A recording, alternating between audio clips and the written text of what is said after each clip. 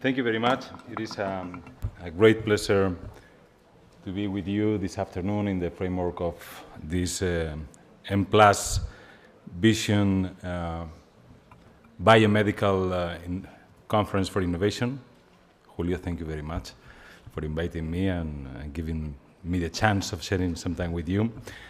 I'm a very big fan of M+ Vision since the very beginning. When I first met Martha 4 years ago in Madrid, first as a regional minister consejero de Sanidad de la Comunidad de Madrid, and she first talked to me about this initiative. Then she was working with the Consejería de Educación to make it happen, and then I met Martha some months later when I have stepped out of politics in Cambridge, Massachusetts. And she told me that everything was going okay, and 3 years later, what I see is not just a lot of fellows really well trained, after spending some time in Madrid's hospitals, in a process of needs finding, and then coming back to Boston, and then to Madrid, and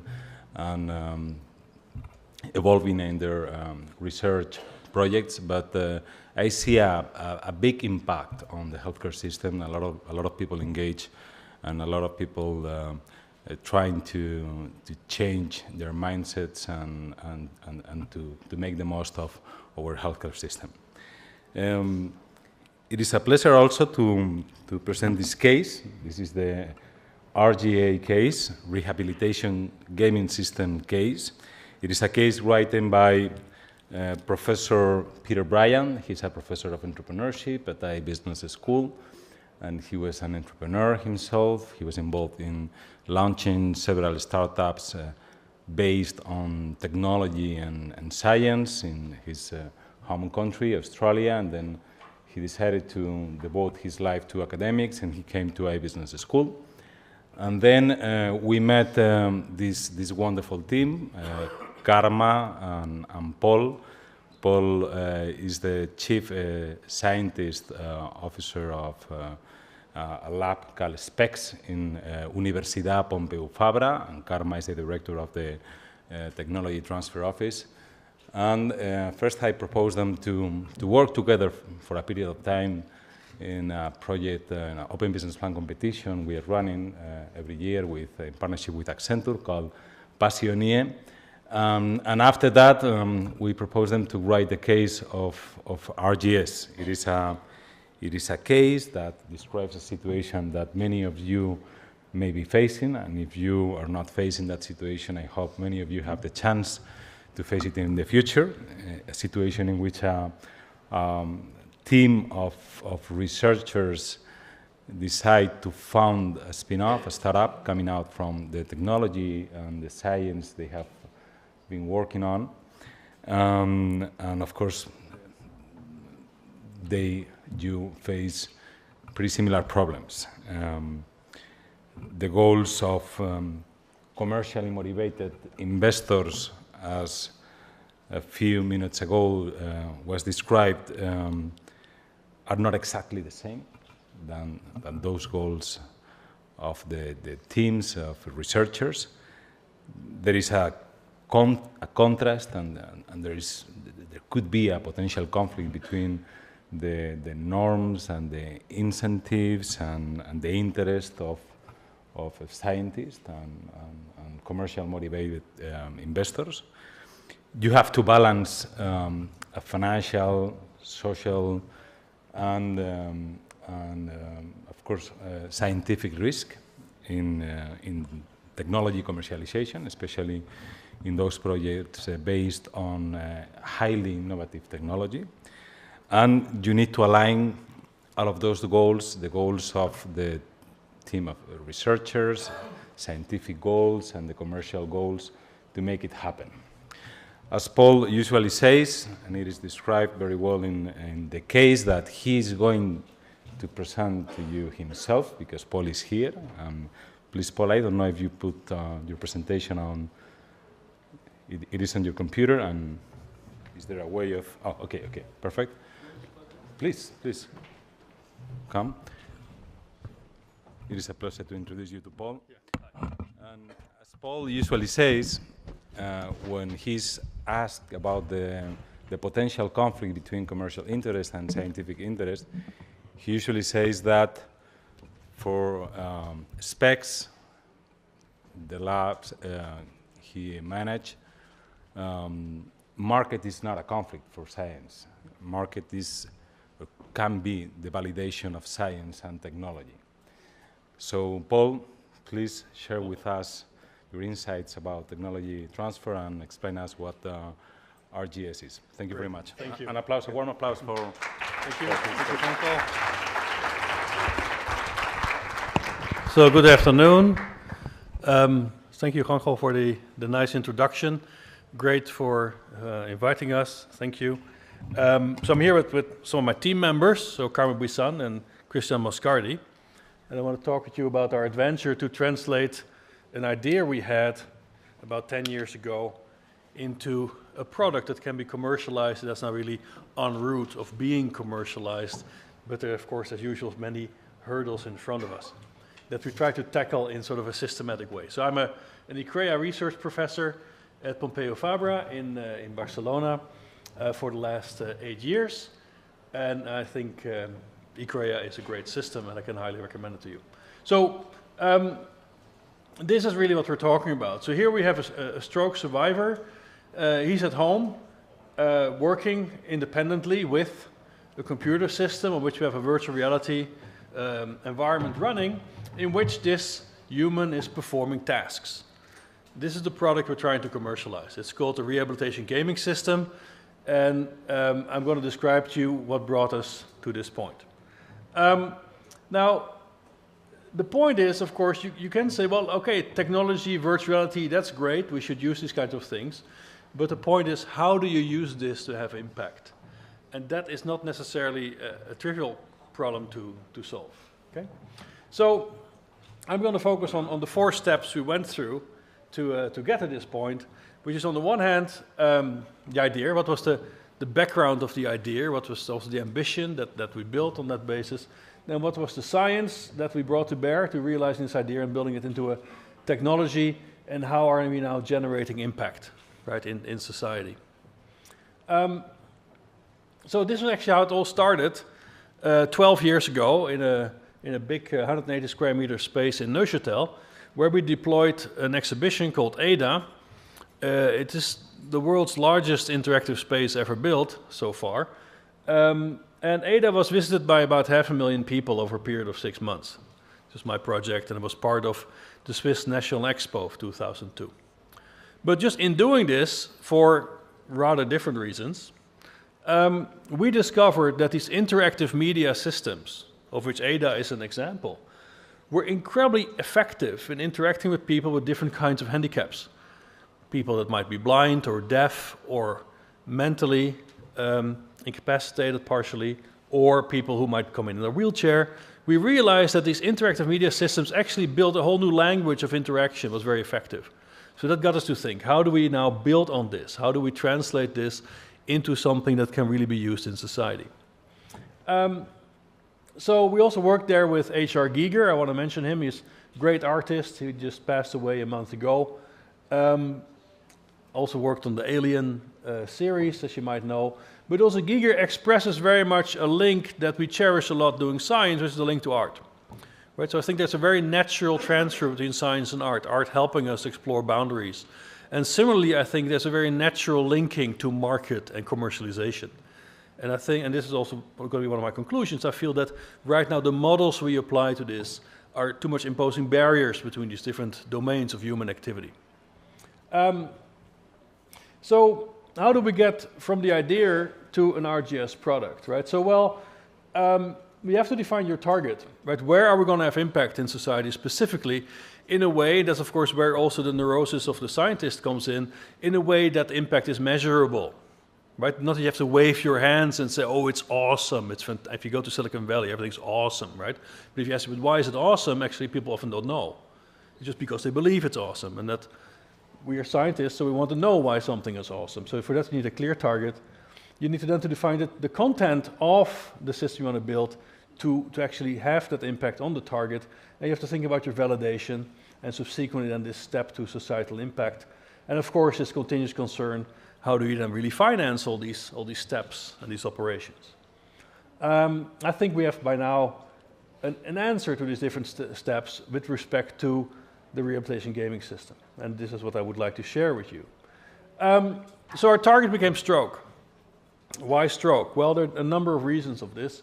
It's the main cause of adult disability. Okay, so that means the number of people. So here we have a very recent paper from The Lancet where they give an overview of the impact of stroke on the world population. And the numbers are just staggering. And they're increasing. And they're specifically increasing in the developing world. Okay, so we're talking about millions and millions of stroke survivors. Yearly, we have about 17 million new cases. We have a chronic stroke population, about 33 million. There are about 6 million fatalities, which often can also be the result of secondary incidents, right? Secondary strokes. And the overall loss of disability-adjusted life years, so this is a measure of, let's say, quality of life, is 102 million. Okay, these are huge numbers. And so that means effectively we have about 40 million people worldwide who need care as a result of stroke. Are we providing that care really today? No. If you have a stroke, you will be effectively treated in the standard medical system for, let's say, up to half a year. In Spain, the health system would spend about 4,500 euros on you for therapy, recovery, but after that it's done. Okay, you're sent home, you consider the chronic patient who is beyond further treatment. Okay, this is the current situation. And I think this is really quite a problem. So it's expensive because a lot of therapy interventions depend on humans. Humans are expensive. Okay, then you have big logistical problems. Patients for therapy have to go to centers, they need transportation, they're incapacitated, you need an ambulance. Very practical problems we're facing. Okay, so that means the sustainability of the current models we use to support this stroke population, and I'm not even talking about people with, let's say, traumatic brain injury, which is sort of a related set of symptoms. Okay, so the whole group is much larger. It's clear that this is not sustainable. So by 2030, stroke will be the main cause of loss of quality of life. Already today, our medical systems cannot handle this deluge of stroke patients. Okay, so forget about using this in the future. So as far as we're concerned, we are facing a health crisis here. This is not something we should underestimate. Okay, and so there's some work to be done. So that's why we took stroke as our target. It's a huge group of patients who need care, but compared to other deficits of the nervous system, it's a relatively well-defined set of symptoms you can target. So we have measurability of impact, which is really important. So I don't say, oh, it's awesome. No, we can measure it. So the science. Well, this is the research group I lead. So we're about with 30 people doing research, what scientists do. But if you look at the backgrounds of different people, you see it's a highly multidisciplinary environment. And I think that's also what you need to sort of be effective in translating these kinds of ideas into marketable products. In our case, you need people who think about the brain, but also people who think about design, or who think about interface development, or about human factors, or about psychological assessment. So multidisciplinarity, I think, is key for success in these domains. But then, if you look at the structure of this group, you also see you have hierarchies. It's not that different from a small company, right? So we have a CEO, which happens to be me, but then we have our chief technology officer, our chief financial officer, who's Karma there, our chief communications or media officer, okay, so marketing officer. So that means these research groups and the way they operate become more and more like small businesses. And it can be fairly effective business. We have generated, with this business, 6.5 million euros. Okay? So these things run like little businesses. So in that sense, the whole idea of also commercializing our ideas and as RGS is not completely foreign, because we have to operate like entrepreneurs to be effective as scientists. So how to get to the science? Now, if you get a stroke, which I hope you won't get, but there are two things that will happen to you in the clinic. Either you get a form of therapy that looks like this, okay? So you have someone who is sort of manipulating your periphery, your skeletal muscle system, physiotherapy, right? Or you get occupational therapy. You might have to stack blocks on each other or move something from one box to the next and so on, certain tasks, okay? But if you pose a very simple question, like where's the theory that explains that this helps my brain, that effectively has a hole in it, because that's what stroke means, it's just a hole in your brain, a whole bunch of neurons are gone. What helps my brain to recover, okay, doing this? There's no causal link anywhere in the literature to be found, okay? So what we do today in the clinic is more a habit than grounded on a real understanding of how what a recovering brain really needs. So we need science to advance this. This is not an accusation of anyone with a medical background. I just say, look, there's work to be done, okay? So let's just focus on our limitations and improve. So to repair the brain means you have to change its connectivity. This is a representation of the main nodes in a human brain. Every node reflects millions and millions of neurons with their interconnectivity. These are other kinds of things we do in the lab to try to understand how we can describe and analyze the human brain. But to fix the brain, and we know that already since the early 20th century, we have to change how brains are wired. So then the question becomes very concretely, okay, how do I now influence that process of wiring a brain?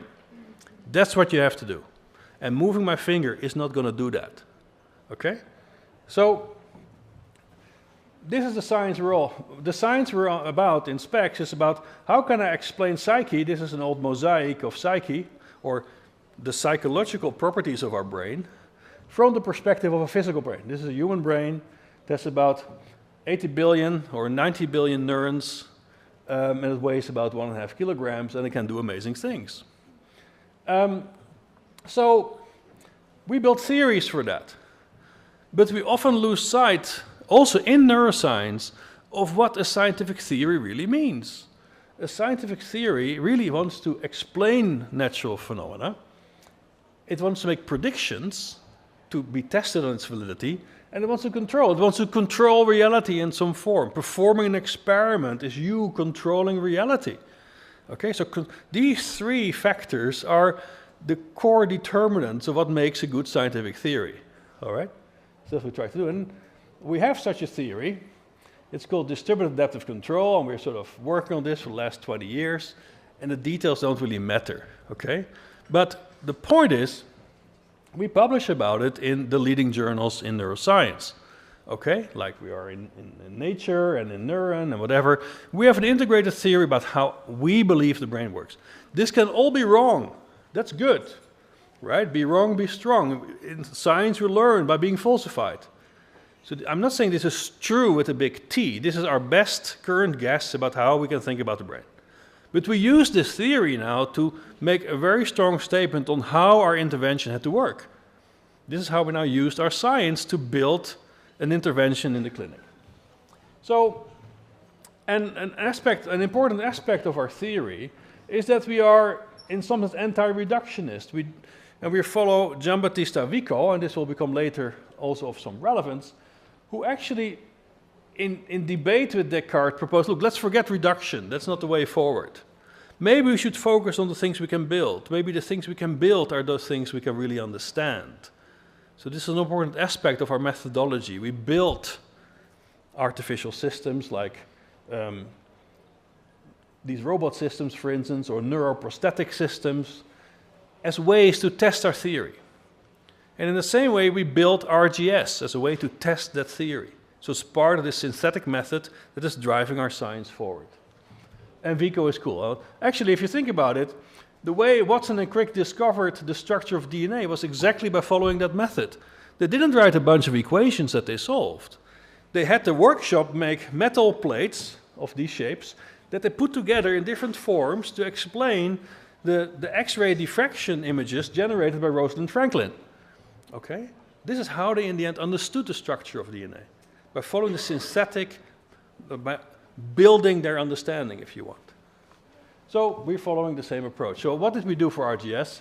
Well, from the theory, we just a priori, so before seeing a single patient, we made a list. It's okay, if the theory is correct, then these are the kinds of things that must be included in our treatment.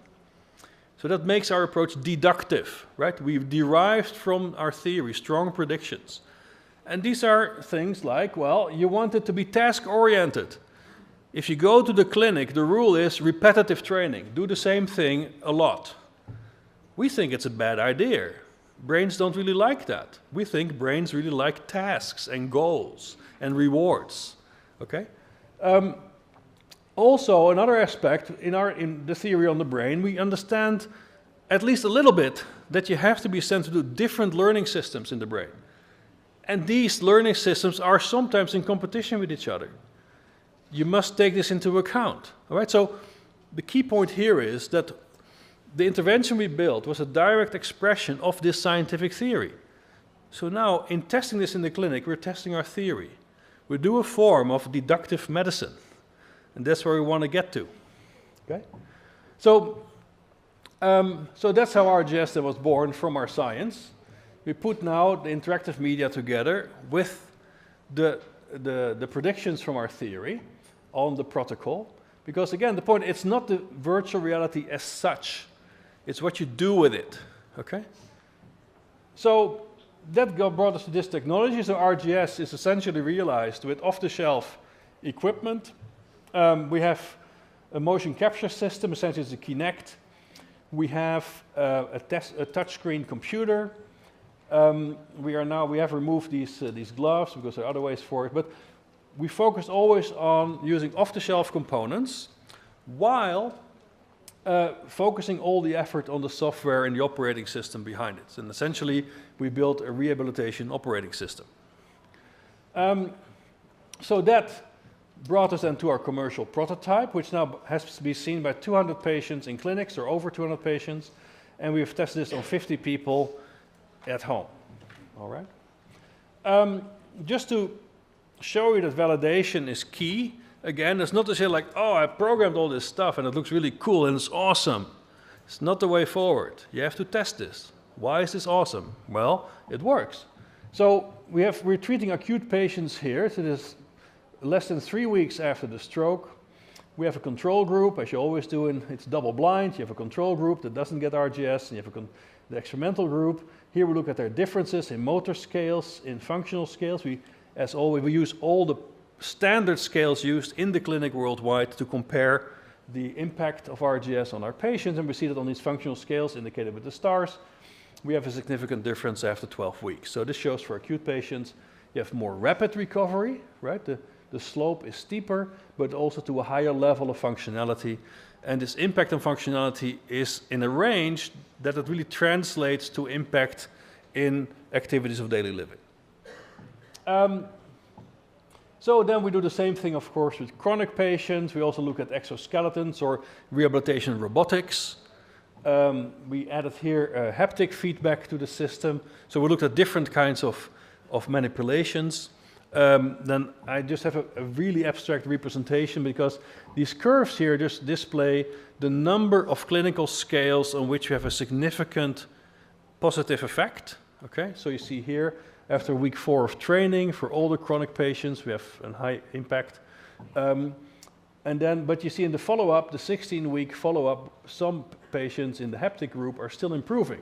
Extremely interesting for chronic patients. The other thing we see here is that actually the green line is the people working with the exoskeleton, and they perform the worst. And I think this is a strong argument to be extremely careful with rehabilitation robotics. I mean, rehabilitation robotics is seen as being really cool and expensive, but I think impact has not been shown yet. And again, here we see something similar. We can do better with simpler interventions. So then the impact.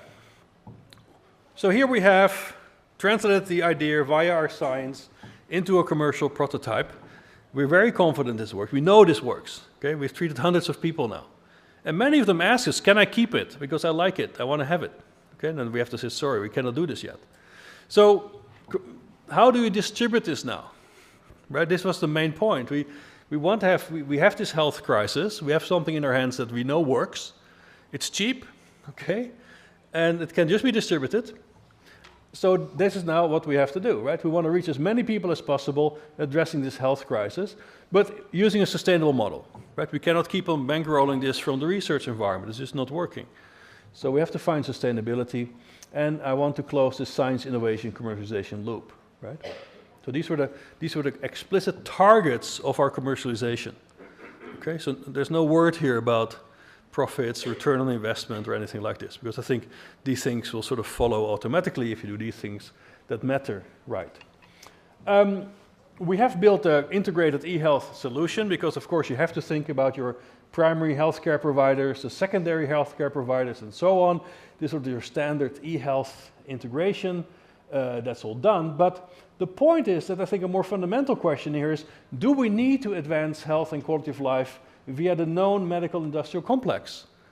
Is this really the model we have to follow? Because, again, I don't want to accuse anyone, but if we are facing a health crisis today, it has a lot to do with how we have organized health thus far. Okay?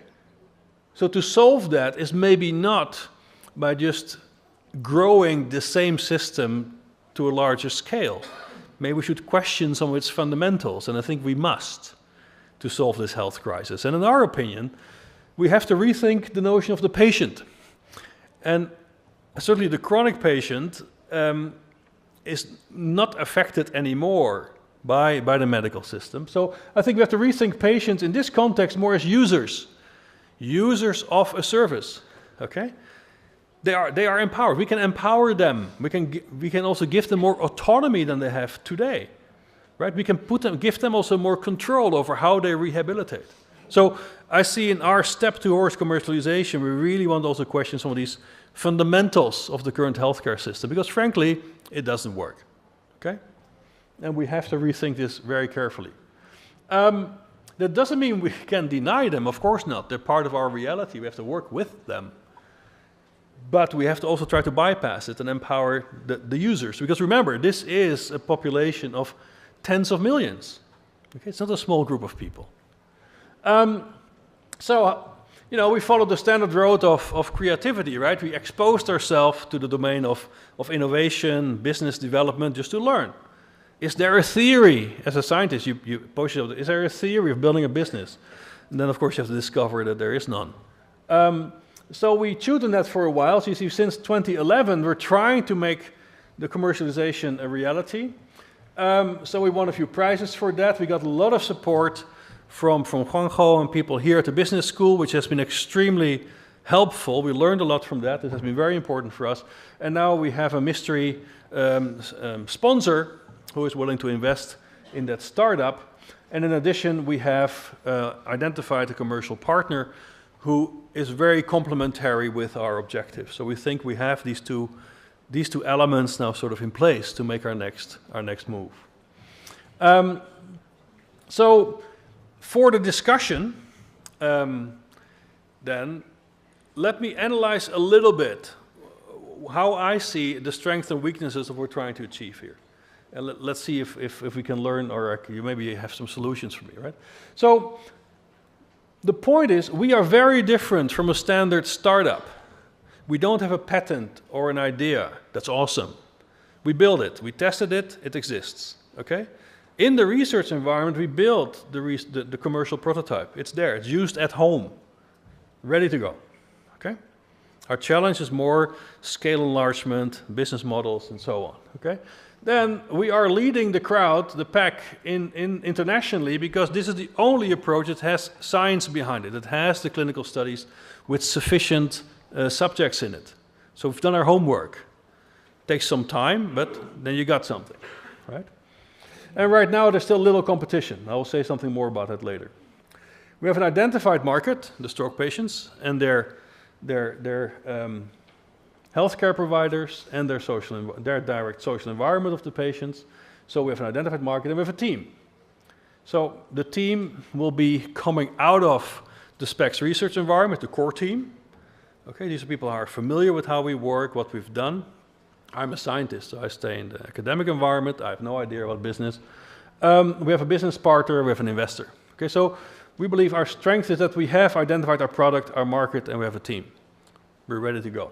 But we have weaknesses. Oh, we're also grounded in a leading research group. And the point is, we have resources. And that's how we've been bankrolling the thing so far. And that's maybe also an alternative model of commercialization and innovation. Research environments, I think, can carry more of that burden. Well, they shouldn't, but if governments are lagging behind and business is lagging behind, we've got to do it ourselves. So we did it ourselves, okay? And this is possible. It's a model, but that we can think about a bit more. Weakness, capital to grow, go to different markets. It's clear this is a massive challenge. There is no recipe for success, right? Given our market, given our product, given the background, given where we want to go, it's not that you have sort of a business 101 guide that tells you, okay, now you should call this person and they will tell you what to do. We want to assure affordability for the user. This is supposed to be for everybody. Okay, but of course, this can be difficult because you have to think about, you know, hardware, distribution, support, and so on. So this will be a real challenge to deal with. You have a range of market scenarios, also given the range of users we have. This is something else to figure out. This relates a bit to this issue of the affordability.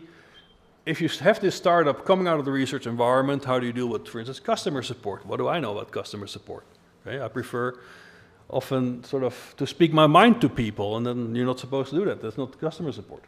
And we haven't started yet. I see this as a real weakness, right? We have to move. We cannot wait forever. We have to get into the world and meet our users. And this is an important point. I mean, I've done 15 Ironman races, and that's nothing special, but the point, it teaches you something important. Like the perfect race doesn't exist, and you got to train the stuff you do wrong all the time. And I think this is an important attitude in building this. Like don't wallow in what you can do. It doesn't help you. You have to really understand what you cannot do, and this is hard. This is a hard exercise. So our opportunities is to generalize RGS. That means go outside of stroke. We're already doing experiments on this, so this is happening. Reach out internationally. Advance the research to support the protocols for the stroke patients. Advance our cause of deductive medicine. We really think we can do better in health if we base our interventions on a theory, that we have at least an idea of the causality of what we try to do. Because don't forget, evidence-based only means there's some correlation. I played Mozart to my patient and they felt better. That is evidence-based, but still it's not good enough. All right, we have to go to a deductive medicine if we want to deal with this health crisis. Our opportunities to really have an impact on quality of life of many people, and really have it at a very small scale. We can do a lot better there. And I really believe we can build a different model of entrepreneurship that focuses more on impact and the relevance to society, and to extract your, if you want, satisfaction from that, as opposed to, let's say, the rush of generating money or whatever else might motivate people. I think this is a real driver for entrepreneurship we're not tapping into sufficiently, okay? We're focusing too much on the economic factors. Well, I think the human condition and quality of life is our biggest challenge.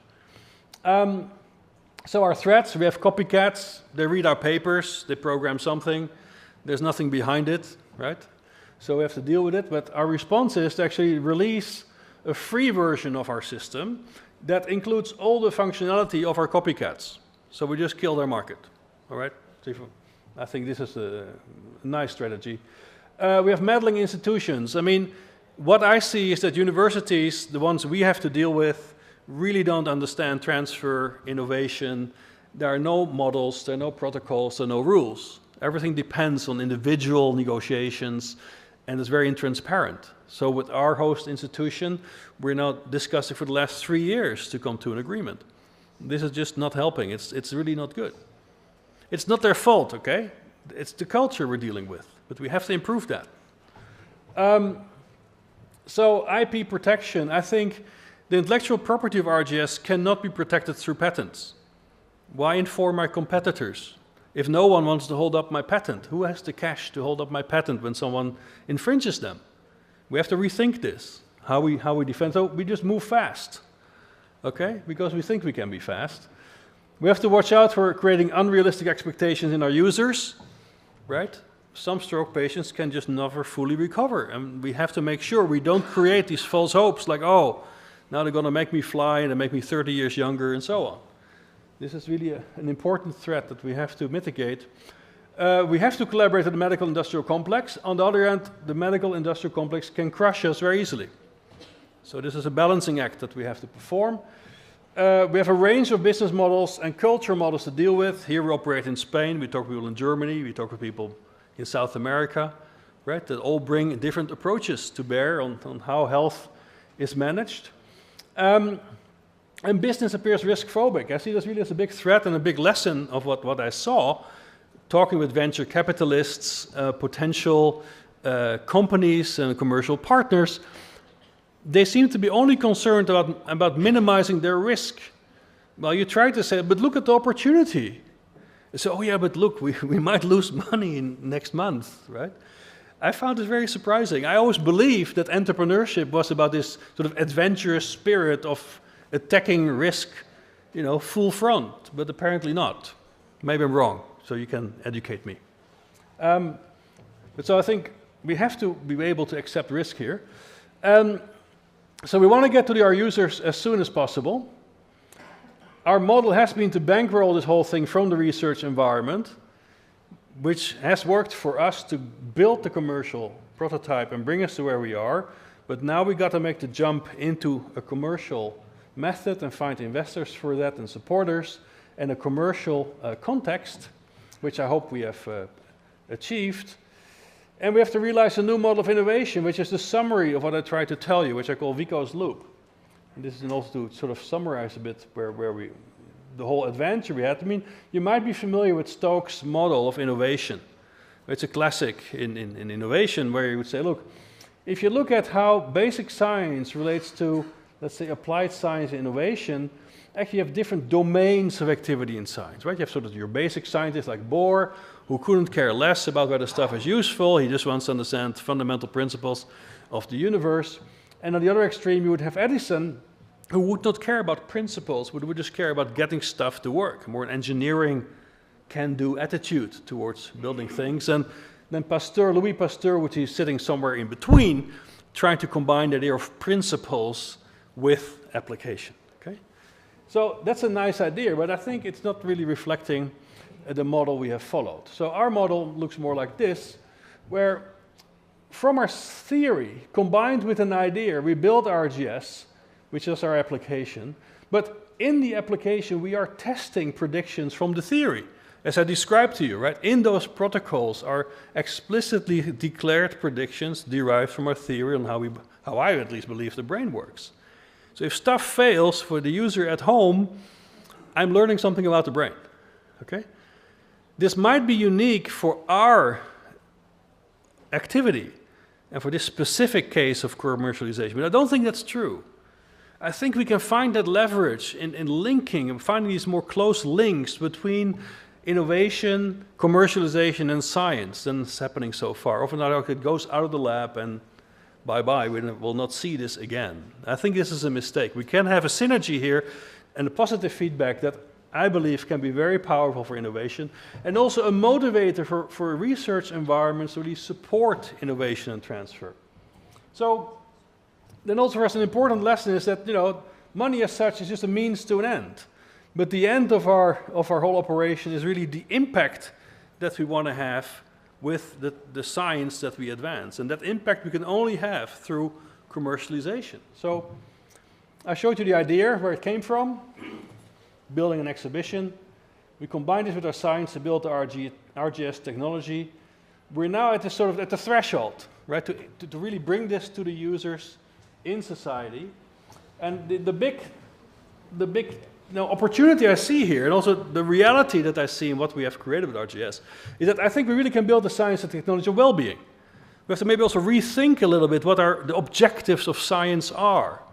Is it still to understand what designs God followed in developing the universe? Is that all? Or should we maybe also think about, no, what are the fundamental principles that define well-being of humans, the human condition, our societies? Right? How do we frame these scientific challenges? And also there, I think scientists can maybe rethink a little bit impact. And there also, I think the European Commission is trying to influence that process a little bit. And I think, therefore, there's a lot to be gained, both for society and for science, through commercialization innovation, if we just think more about closing that loop, as opposed to keeping it separate. Thank you very much.